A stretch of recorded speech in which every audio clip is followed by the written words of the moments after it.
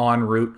But notice that Morrow waited a little bit, and then he scanned. A lot of times people just go crazy Mule heavy and just only Mule all the time.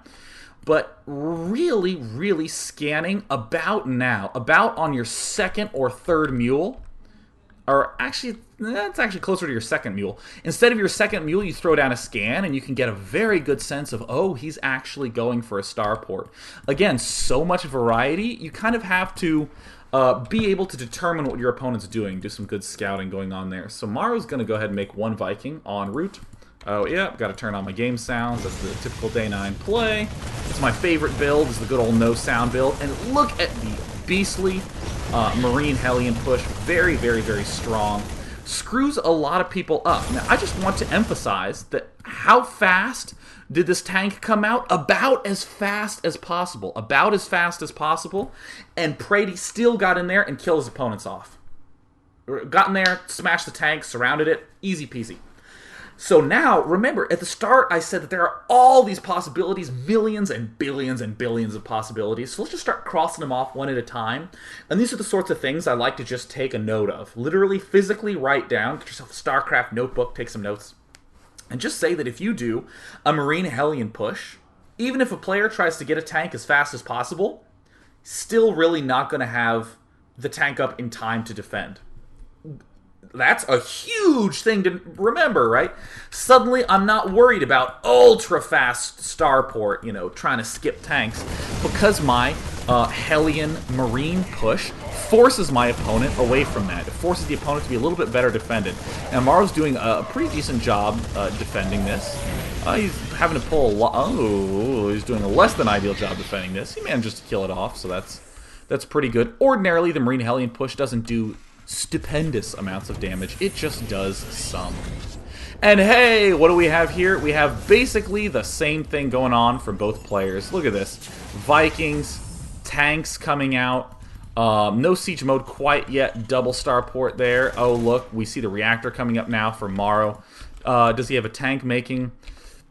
No, it doesn't look like it. Just trying to do this very thin defense. So I think that we can clearly say that Predy is at an advantage at this point. As you can clearly see by the lead of 12 food, I mean, that's obviously going to be good. Now, of course, I just want to briefly explain the tank Viking logic, which I've done before, but no reason not to beat a dead horse. This is my show. And of course, the reason this works is the tank, when it sieges up, it can shoot farther than it can see. The Vikings let the tank see far, so you can do cool things with it. You can shoot a floating barracks if it so happens to sacrificially pass by. I wouldn't bank on this happening all the time. The barracks lands. Uh-oh, well, that didn't seem too good either. Either way, this just sucks for Morrow. This is unfortunate. But either way, you really need to be ahead in the Viking count, not ahead in the tank count when you're in these tank Viking wars, because all you need to do is be able to see a little bit farther, and then your tanks will always be stronger than his tanks. It doesn't matter if you have 2 and he has 10. As long as you can see farther, you can slowly eat away at them. Well, perhaps 2 versus 10 is a little bit of an extreme exaggeration, but yeah, that's the basic ideology to this. And of course, the expansion going up, you kind of want to expand out so you can set up a siege tanks here and then back up to expand. You want to get those areas where you need to set up ground first. So it looks like Morrow is not in very good situation. Predy's advancing forward. No tank here for Morrow. A lot of micro required in these battles, making sure the tank is in fact target firing these Marines and that not too much is target firing these SCVs. And we'll talk a little bit more about the lesson we want to learn from this, but let's just go ahead and continue to focus on the action. Good target firing there. Whoops, accidentally lost a Viking. Some more nice micro by Predy.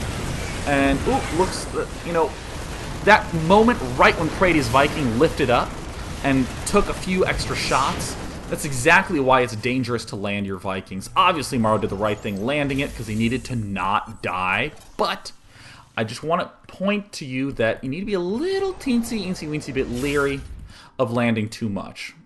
This game is pretty one-sided at this point. We might go ahead and wrap this up in just a moment, right? I mean, there's no reason to really focus too much more on this game. But so now what I want to focus on is the general sort of lesson of our initial goal. Our initial goal was to say, wow, Terran players certainly do a lot of different strategies. How do I think about all these variety of things? Well, again, tank Viking, very, very strong. It's pretty popular, but I don't think it is the strongest way to open. I'll come back to that in a minute. Don't think it's the strongest way to open. But a Marine Hellion push works great as an opening into this, because we already get most of the structures up, and we can do a lot of damage to our opponent. And here comes more just good general bookkeeping by Predy. He's killing off these backdoor rocks, making sure he doesn't get clipped. This is a little bit cheap. This isn't actually necessary by any means, but when you have this gigantic of a lead and you still have the Xel'Naga Watchtower, notice how much this helps, you still have this, then you have the freedom to back up and do this. You have the freedom to take this over here, because, oh, if you see something with this SCV, you just walk your tanks up, siege up, and you're in good shape. So that's why we haven't really seen a huge explosion forward of extra unit producing structures. There's no need to go in here and end the game and go for the kill super fast. And, oh, look at what Morrow's doing. I'm so delighted about this. I was sincerely hoping that these players would not go just tank Viking nonstop. And I actually want to talk about this because, again, I said Terran vs. Terran gets a bad rep in this game. I pretty much only mentioned how Starcraft 1 Terran vs. Terran worked. But the tank Viking thing is, again, the reason people get all uppity whenever they see it in a series, because this is what happens to players. They say, well, I know. I listen to Day9's netcast, and I know that I really need to focus on the Vikings. Not too much on the tanks, but a lot on the Vikings for that vision range advantage. And then they go, one factory, 8 starport with reactor Viking. And you have these stupid games where it's like 5 tanks, 6 tanks, 40 Vikings, 41 Vikings. And then they get in a battle and there's 2 Vikings left over. And the opponent goes, ugh, guess I better make 2 more starports so I can catch back up in Vikings. It's retarded, right? It's stupid, it's dumb. But here's an interesting thing to note. What did I say right before the cast? I said that Marauders are very good in small numbers against armored units, such as tanks. Tanks are not actually great against Marauders if you don't have that many tanks. And Marauders allow you to completely circumvent this huge air battle that's going on up there in higher two-dimensional plane for us, right? But going way up there for the Marauder. It doesn't matter. The Vikings have to land. Vikings are not very good against Marauders. Marauders rape Vikings. And then you can run up and kill the tanks. So Marauders allow you not only to sort of break free from this mass tank Viking trend, but also give you a whole bunch more mobility. So I'm delighted to see now that Morrow, in this really tough spot, is introducing some variety. Here's a tech lab coming down on the starport. We love getting the tech lab. We like our Banshees. Here come some Marauders. Stim first. No real reason to get the concussive shell first. If you're forced to get both, go ahead and get the Stim first. That's going to be good. Except, you know, for the very, very, very early game. Morrow has to defend a little bit back in this direction. Why are these Vikings landed? Because obviously the opponent has more Vikings going here. Look at that, 6 versus 4. You'll note that 6 is oftentimes greater than 4, so good job, Morrow. Here come the tanks by the Xel'Naga Watchtower, like this. Good setup. This is being set up by Predy. And you know what? I have a lot of respect for the way Predy's playing right now. Just a lot of good passivity, just hanging out, noting, yeah, no real huge reason to rush up here for the kill. I can get in a positional battle, win the positions, expand a bunch, and be guaranteed the victory. Now, for any of you who are Terran players, it can sometimes be annoying that you, oh, I have to expand here, oh, I can't attack, the game's boring. Winning is actually a lot funner, and when you're playing against good players, this stuff that Predy's doing actually ends up being very, very hard and becomes very, very fun.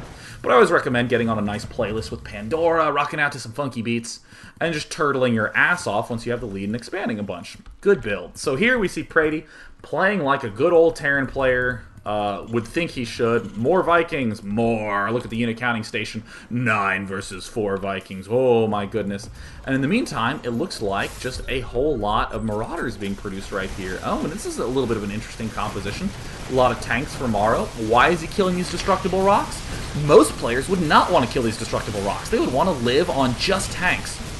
And they'd want to have these good, nice entrenched positions and be blocked off from any bust. But these Marauders allow for mobility, wants to exploit that, wants to break more holes, wants to pierce this stupid, obnoxious tank by the Xel'Naga Watchtower that's oh so important, and just pop right in the back door. Another scan going down. Players are going to be favoring a little bit more scans in this phase, and a little bit less of the mules. And uh-oh, how does Predy respond? More brilliance. He sees the Marauders, just going to get a Banshee.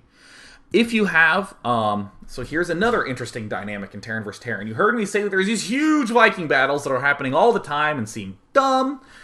So you can go Marauders to sort of circumvent this. You can say, to hell with what's going on in the sky, I am making Marauders. Great.